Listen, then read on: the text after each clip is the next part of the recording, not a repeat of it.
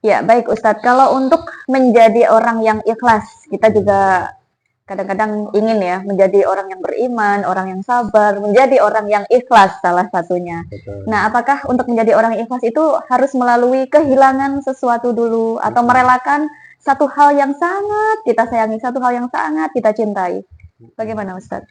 Baik, Mbak Lala, kita harus tahu dulu apa definisi dari ikhlas. Oke. Ya. Ada sebuah statement ya di Al-Hikmah ya, dalam sebuah hikmah. Jadi ikhlas itu diibaratkan begini. Al-amalu jismun wa ruhuhu al-ikhlas. Amal perbuatan manusia, ya, kita bergerak ke sana kemari dan sebagainya, Hmm. itu dianggap seperti jismun, jasad. Hmm. Waruhuhu, roh yang menggerakkan kita bisa begini, bisa ngangkat, itulah ikhlas. Hmm. Maka jasad yang ditinggalkan oleh ruhnya, Iya. jasad yang tidak ada ruhnya, adalah ibarat jasatan jamidatan, ya seperti benda mati. Hmm. La haraka fiha wala faidata turjaminha. Jadi amal perbuatan manusia, apapun yang kita lakukan itu memang harus didasari dengan perbuatan ikhlas. Iya. Ikhlas itu hanya semata-mata mengharap kepada Allah Subhanahu wa taala.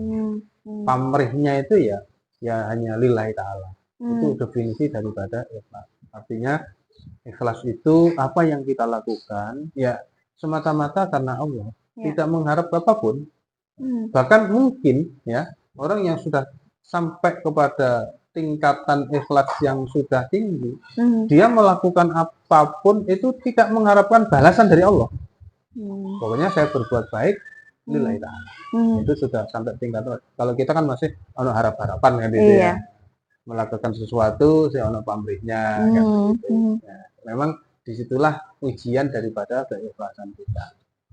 Maka sampai sejauh mana kita bisa dikatakan sebagai seorang mukhlisin itu ya memang kita nggak bisa menilai seseorang wong itu ikhlas banget gitu. Hanya diri kita yang intinya bahwa apa yang kita lakukan tidak berharap apapun kecuali hanya berharap kepada Allah, itulah ikhlas. Sampai pada tingkatan yang lebih tinggi tadi itu tidak berharap apapun kepada Allah, malu mau minta kepada Allah, itu malu. Ada sebuah cerita itu ya yang baru saya baca 2 hari yang lalu. Ada seorang khalifah Sulaiman bin Abdul Malik ya. Suatu saat beliau sedang berangkat haji. Ketika berada di Mekah, dia bersebelahan sholat dengan A'robi. Jadi orang Arab Badui lah ya, orang Arab pegunungan. Orang Arab pegunungan itu ditanya, wahai saudaraku, apakah engkau menginginkan sesuatu yang bisa saya penuhi? Karena dia seorang khalifah, ya, seorang presiden pasti bisa memenuhi apapun. Terus kata Badui tadi mengatakan, wahai khalifah, wahai presiden, saya ini sedang berada di rumah Allah, di Baitullah. Saya malu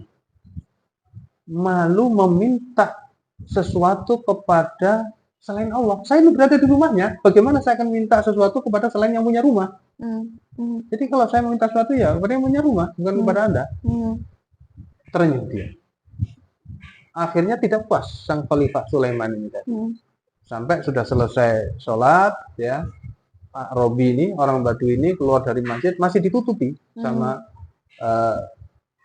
khalifah ini Sulaiman tadi. Setelah sampai di luar masjid, kata Sulaiman, ya tadi dia jawab seperti itu karena di dalam masjid, di Baitullah. Sekarang kan sudah keluar masjid, masih bertanya lagi, wahai saudaraku, wahai Arabi, adakah sesuatu yang bisa aku penuhi untuk hajatmu? Kata sang Arabi tadi mengatakan, apakah kamu akan memenuhi hajatku urusan dunia atau urusan akhirat? Ya, urusan dunia, kata sang khalifah. Apa yang kamu butuhkan? Saya siap untuk memenuhinya. Kata sang Badui tadi, wahai khalifah, saya tidak pernah meminta sesuatu urusan dunia kepada yang punya dunia. Jadi kepada Allah. Ketika saya melakukan sesuatu, perbuat sesuatu, yang punya dunia ini, saya tidak pernah meminta. Bagaimana kamu akan memberikan sesuatu kepadaku? Kamu tidak ikut memiliki dunia ini. Ini tingkat keikhlasan yang luar biasa orang ini, sang Badui ini. Jadi kepada Allah saja, dia tidak pernah meminta urusan dunia. Tapi ingat, orang yang justru tidak pernah meminta urusan dunia, tetapi dia dengan ikhlasnya melakukan perintah-perintah Allah, maka sudah pasti. Nah, orang ini sudah masuk dalam kategori ikhlas ya, mukhlisin tentunya. Dan Allah pasti akan mencukupi tanpa dia minta. Gitulah Allah itu. Tanpa kita minta. Ya, contoh yang gampang saja. Pernahkah kita ketika lahir minta mata bisa melihat, telinga bisa mendengar? Tanpa kita minta Allah udah kasih kok. Tanpa kita minta kita dikasih bisa ngomong, kita bisa mendengar. Tanpa kita minta pun Allah sudah kasih. Karena itu Arabi tadi itu jawabannya luar biasa. Saya nggak pernah minta dunia kepada yang memiliki dunia, apalagi kamu. Ini menarik Ustadz ya. Jadi kalau kita berdoa, doanya panjang, saya mungkin sekarang bisa dipersingkat ya.